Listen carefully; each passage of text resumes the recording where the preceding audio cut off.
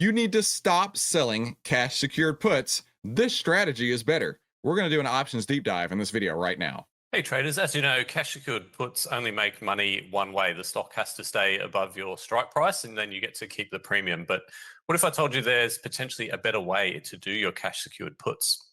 So to Let's take a quick moment to talk about what a cash secured put is.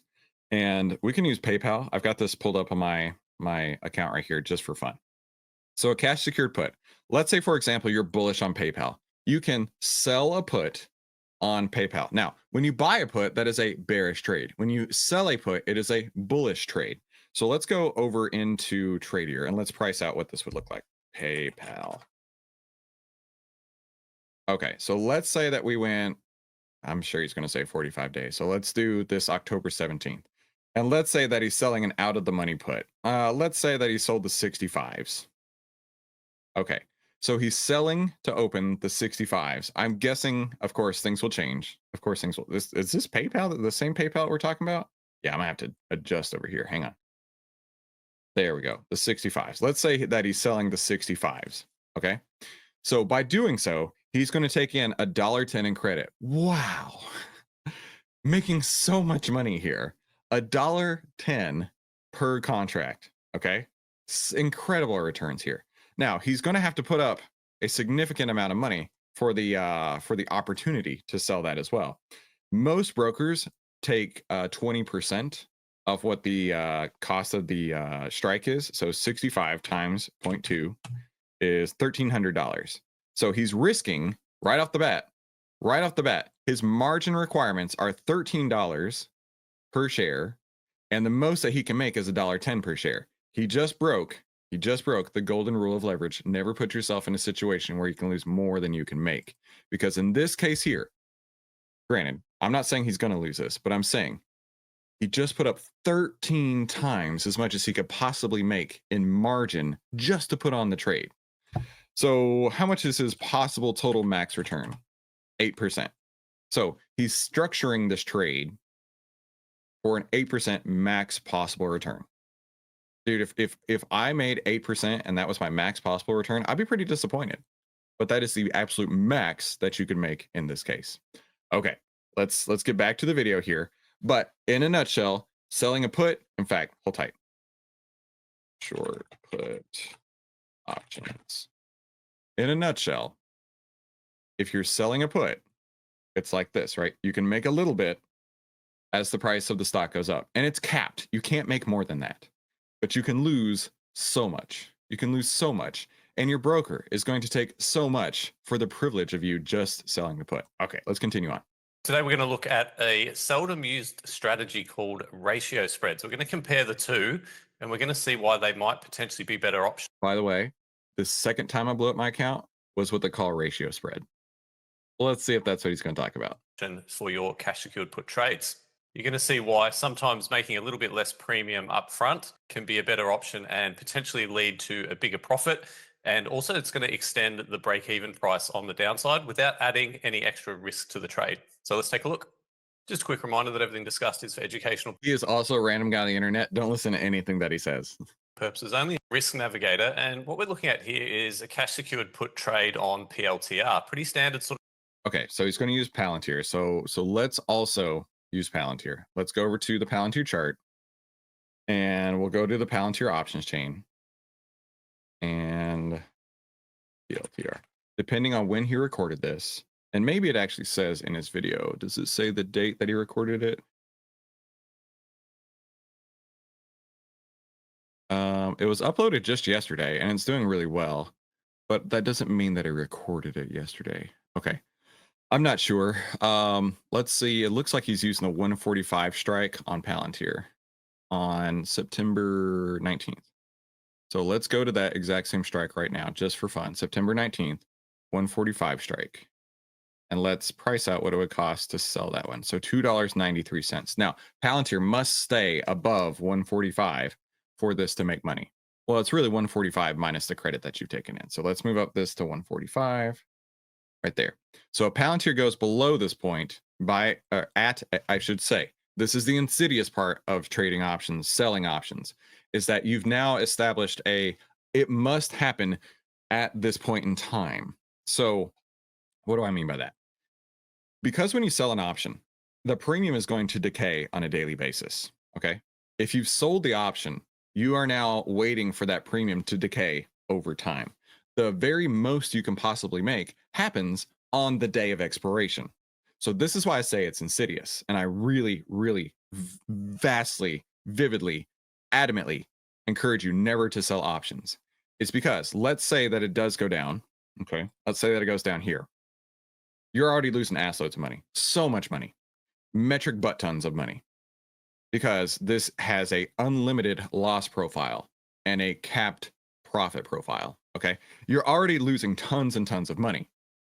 Now, if it comes back up slightly, okay, you're like, okay, that's fine. That's fine. You know, I've got how long? I've got 2 entire weeks from this point for it to be above my expiration, right? And then it can go up some more, and then it can come down some more, and you're not getting paid until the expiration date.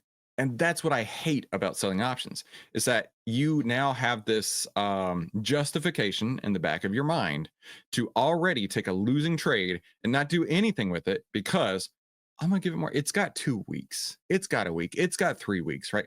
I am totally content with holding this loser and letting it get worse and worse. I did this. This is how I know. I'm speaking from experience. It's okay. It's fine. I've got all the time in the world for it to come back. Options always come back. Don't you know that whenever you sell an option, 80-90% of the time it expires out of the money worthless, which means I get to collect the full amount of premium? I know because I went through all of this insidious nature for years. Okay. So, with that being said, if this is already in a downtrend, which it's really close to being, people will justify holding it for weeks at a time, saying it's fine. It's got lots of time to make up, right? It should go back up. It should go back up. Yeah. Trav says selling options, you have to wait until the expiration date. That's how it was for him before he found Outlier. Yeah. It is a very, very difficult thing to do, right? It sounds great on paper, but in reality, you set yourself up for a huge amount of failure. Let's continue on with the video. Sort of trade 28 delta. We're down at the 145 strike and around just under a month to expiration. We're generating about $525 in premium, and our break-even price here is at about 140. So you can see we've just got a flat profit line on the upside. That's the most. That's interesting, right? Because now that same option is worth $293. So he sold it for $5. It's already come down to $293. So by all means, this is a great time to take profit before it turns against you. That we can make $530. If we plug that into our cash secured put calculator, we can see we've got a 47.5% annualized return potential if the put expires worthless, which is great. And we've got nearly a 10% decrease to our break even. Hold on. I see some flaws here. Annualized return. First off, you're not going to be doing this 52 weeks a year. You and I both know that you're not going to be doing this 52 weeks a year. So to put that in annualized perspective, I think is already overinflated. It's like taking a balloon and inflating it and saying, look how great I am, right? Look how great I am. I've inflated this to be an annualized return. Let's focus in on the trade itself. So it looks like he sold it for 528. Okay. And does it say the price? Yes, the price of Palantir at that time was 154.61. So 154.61 times 0.2. So $30.92. So you multiply that by 100. So for each one lot, he's putting up $3,000. The most he can make on the trade is 528. So 528 divided by 3092. The best he can do on this is 17%, which actually is not bad. Actually, is not bad. That's a very expensive option that he sold at the time. But bro, let's be realistic here. You're not going to do this over and over and over to get this 47% return. Okay. Price on the downside. So really good looking trade, pretty standard. This will be something that a lot of traders are kind of looking at. What we're going to do now is take a look at a ratio spread. So with a ratio spread, what we do is we actually come in a bit closer to the stock price and we buy a put. And then instead of selling one put, we're going to sell two puts. And you can see we've still only got one naked put. The risk on the downside is the same, but we've actually dropped our break-even price all the way down to 136.5. And we haven't sacrificed that much in the way of premium. Plus, we've got this nice little profit zone here if the stock does drop Down You know what?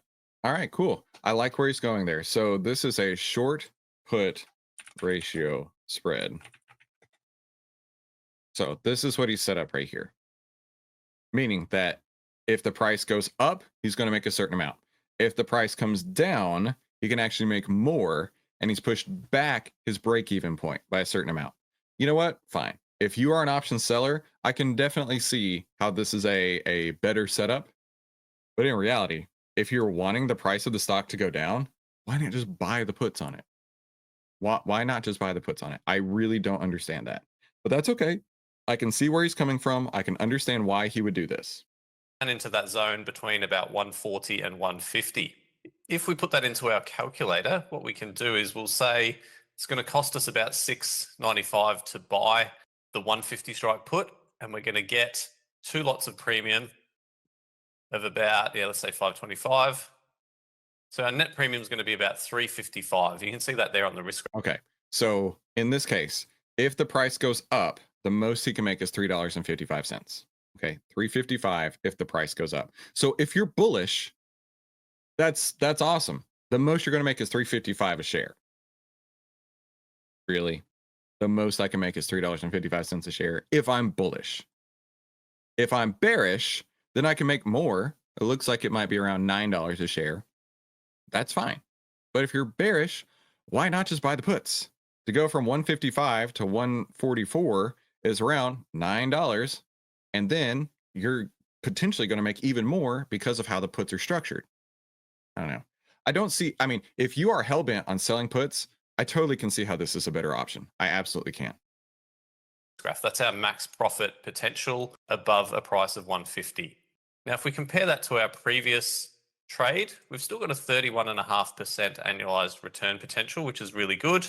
We can ignore this decrease to our break even because our spreadsheet isn't set up for ratio spreads, but we can see it from the risk graph here that it's 136.5. So if I just override this value, we've actually got an 11.7% decrease to our break even. So, and that's why people get so excited. And I was the same way with selling options, because in theory, right, it's so sexy to say if the current price is 50, well, then it can go up or it can go down to $39 on this example right here.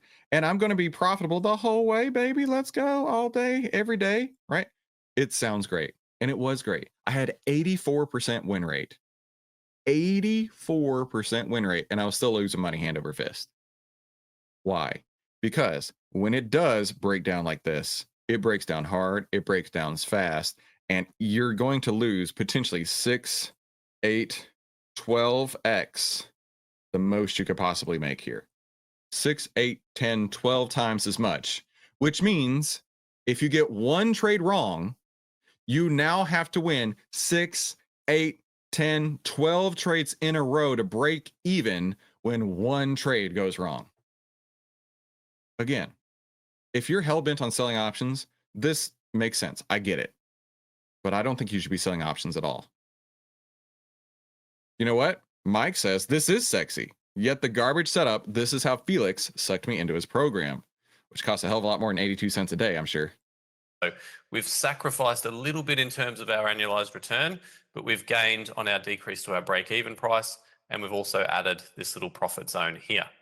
If we think about an example of the stock finishing right at the strike price of 145, if we just sell that put option, we're going to make that $525. In this case, with the ratio spread, we're making over $800 in profit. So we've actually increased our profit zone if the stock has a little bit of a drop. So that can be quite. And this, dude, I totally get it.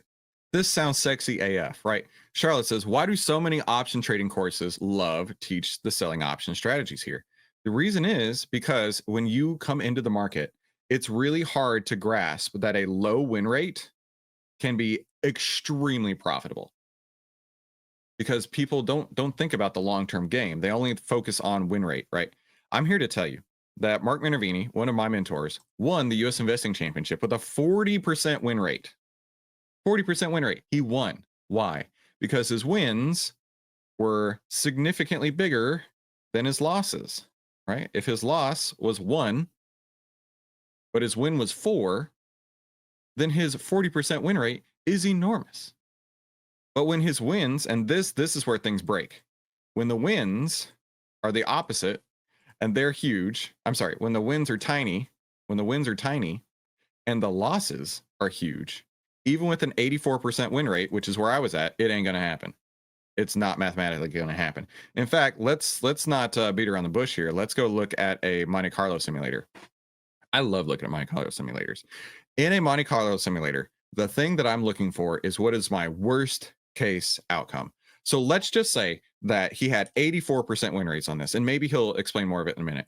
His average win, I don't know. We're going to use ballpark numbers. At least this is what Chris's was like. His average win may have been something like $100. All right. His average loss may have been something like 6. I'll give you if my average loss was between 6 and 12, I'll give you 800. Okay. Your expectancy before doing anything with an 84% win rate, your average win's $100, your average loss is $800. Your expectancy is already negative. Let's see how great this is going to turn out. It's not going to be great at all. I'm just telling you, it's going to be awful. Your worst case scenario, you lose 35,000. Your average midpoint scenario, you lose 15,000. Your best case, everything went amazingly, swimmingly well for you, you make 1,400. This is awful. This is terrible, no good, very bad.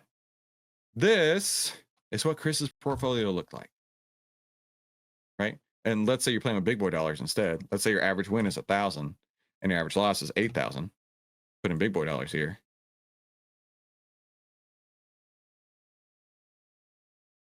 Right? Your worst case scenario, you've lost $400,000 with an 84% win rate.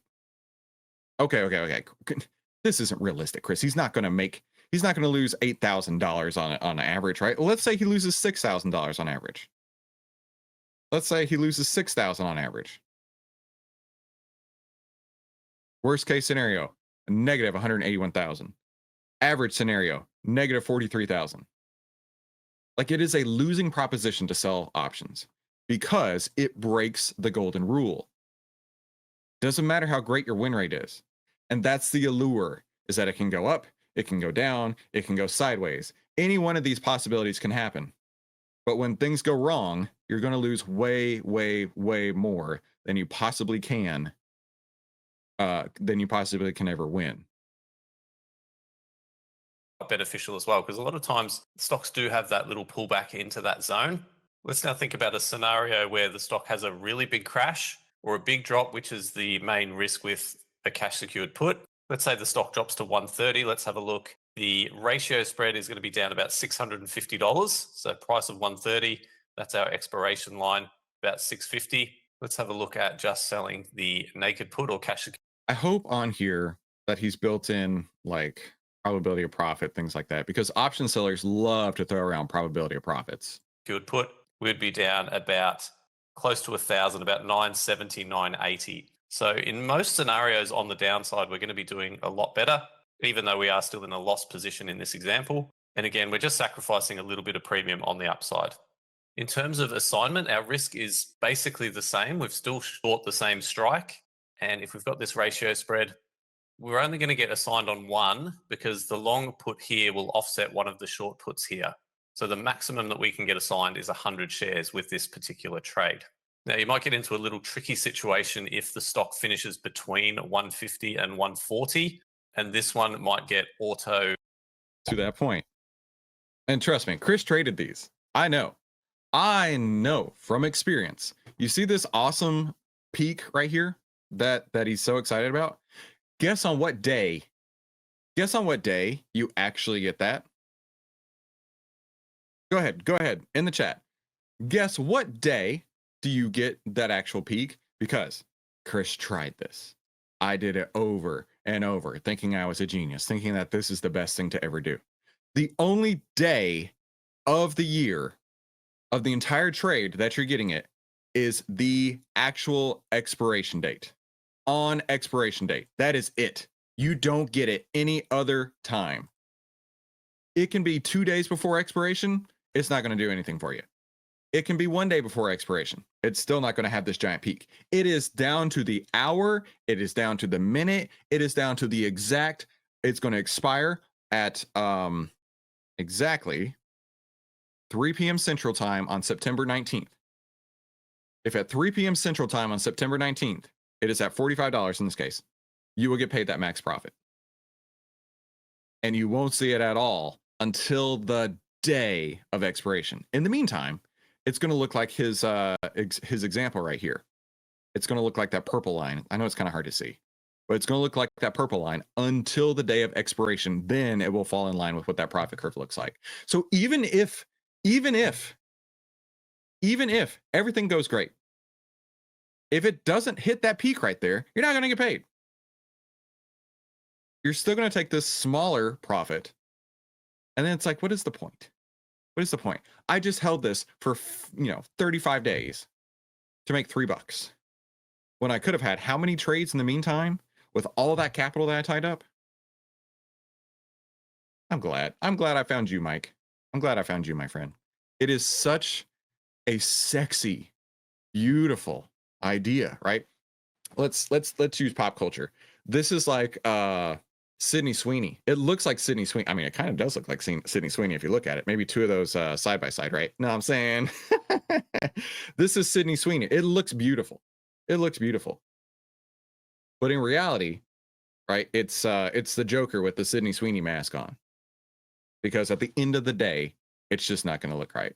It's just not going to work out. Does it look beautiful? Yeah, for sure. But she crazy, right? Isn't that a scale like hot crazy scale, right?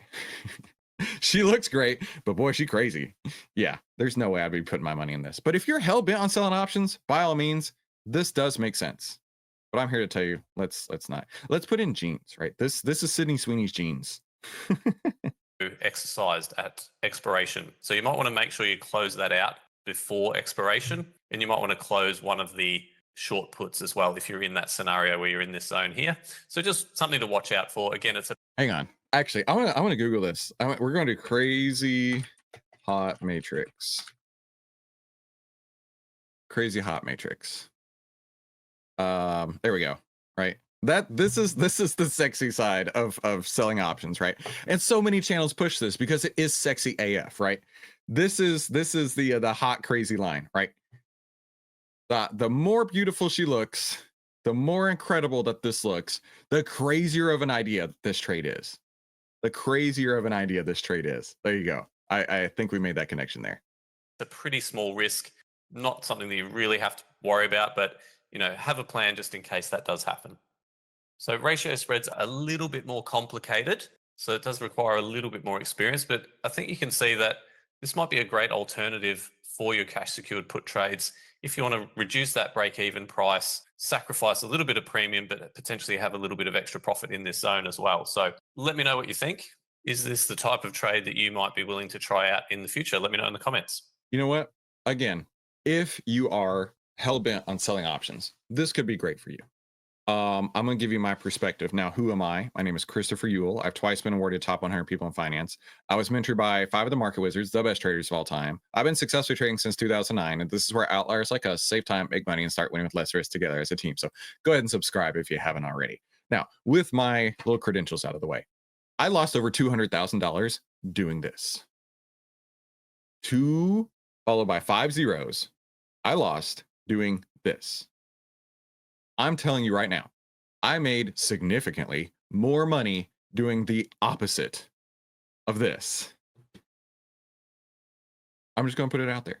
I have made way more monies doing the opposite of exactly this. So the choice is yours. Do this, get your 84% win rate, get your best case scenario of $106,000 if you can make it happen. But in all reality, you're going to be something like me, where the average scenario, negative $40,000, turns out to be reality with an 84% win rate. You do you, boo. You do you, boo. But if you're ready to save time, make money, and start winning with less risk, I would definitely not do that. But I would click one of these 2 videos. Have a fantastic day. We'll talk soon.